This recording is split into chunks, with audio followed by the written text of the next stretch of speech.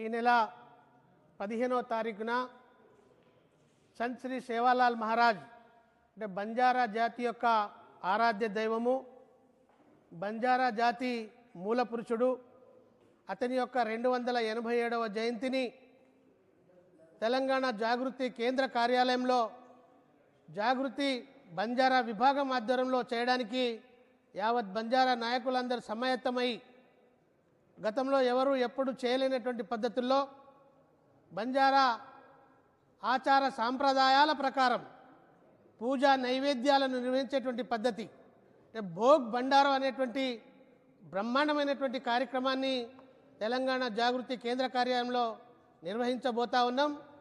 ఈ భోగ్ బండారో కార్యక్రమం బంజారా గురువులు, పూజారులు, బంజారా ఆరాధ్య దైవంతో సమానమైనటువంటి అనేకమైనటువంటి గురువులు ఇక్కడికి రాబోతా ఉన్నారు. వాళ్లతో పాటు మరి బంజారా వేషాధారణతో అనేక మంది మహిళలు, విద్యార్థులు అందరూ కూడా పాల్గొని ఈ కార్యక్రమాన్ని జయప్రదం చేయబోతా ఉన్నారు.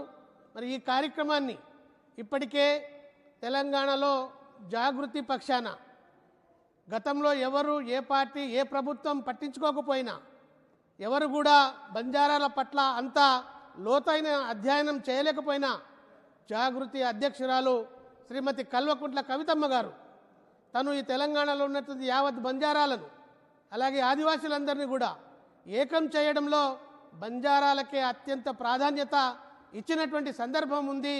ప్రత్యేకంగా తెలంగాణలో ఎప్పుడు ఏ పూజారిని ఎవరు కూడా వాళ్ళ ఇంటికి ఆహ్వానించి సగర్వంగా మర్యాదలు చేసి వాళ్ళ యొక్క పాదాభివందనాలు చేసినటువంటి చరిత్ర ఏ రాష్ట్రంలో ఎక్కడా కూడా లేదు.